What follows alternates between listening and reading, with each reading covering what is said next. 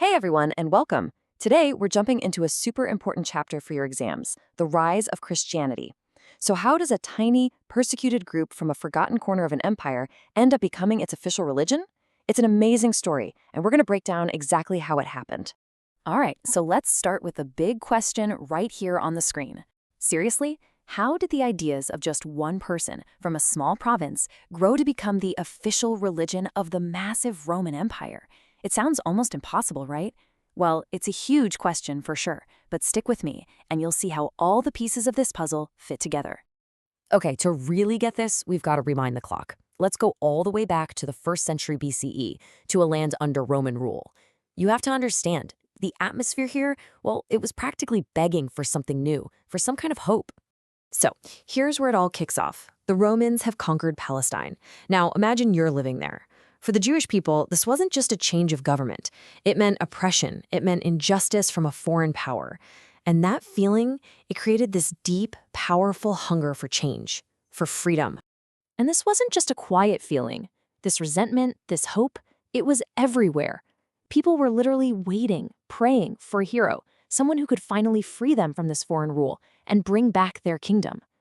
All their hopes were pinned on the arrival of one very special person. And that figure has a name you need to know, the Messiah. So what's a Messiah? It's a promised deliverer, a liberator for an oppressed people. Now, this is so important because this idea, this specific belief, created the perfect soil for a new message to grow. It wasn't just some vague things will get better hope. No, it was a laser-focused expectation. So you've got this world just simmering with expectation, right? And it's into this exact world that Jesus is born in Bethlehem. His arrival is the spark that's about to ignite everything. It's the start of a story that will literally change the world forever. All right, let's talk about the teachings themselves. And this is the key point, guys. Jesus' ideas weren't just a little bit different. They were absolutely revolutionary for that time. I mean, they completely turned existing norms upside down and offered a totally new way to live. So, what was at the core of it all? Well, it was a really simple but incredibly powerful code of conduct. You've got unconditional love for God and true love for your neighbor. Pretty standard so far, right? But here's where it gets wild. He taught people to forgive sinners and to love your enemies. Think about that for a second. That was a radical idea. Just look at this comparison. The common rule back then was an eye for an eye, a tooth for a tooth. Basically, you get revenge. But Jesus' teaching, it was the complete opposite. Love your neighbors, even your enemies. So instead of getting even, the message was all about forgiveness and compassion. This wasn't a small tweak. It was a fundamental challenge to how society worked.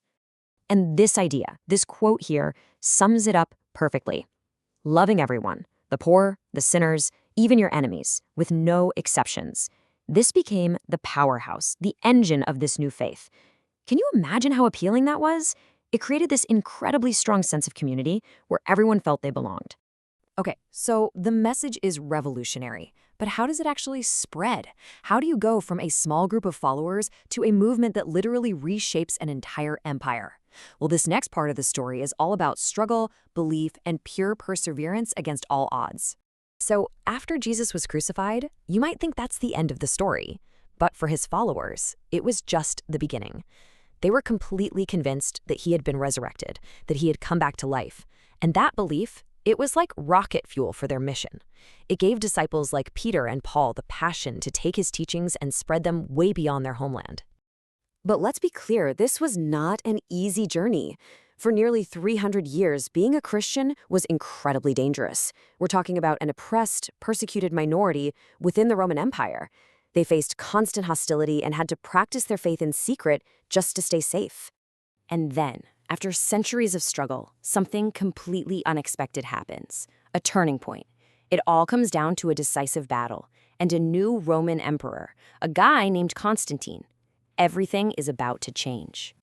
So here's what happened. Constantine wins this huge battle, and he credits his victory to a divine vision he had. Because of this, he completely flips the script on Roman policy. In the year 313 CE, he makes Christianity a legal religion. Boom! Just like that. 300 years of persecution, over. This was an absolutely massive deal. And that one act just opened the floodgates. This was the final step. think about how fast this happened. Towards the end of that same century, the 4th century CE, Christianity goes from being just legal to being the official religion of the entire Roman Empire. From a persecuted minority to the official faith of the most powerful empire on earth. Incredible. All right, that was a lot of history.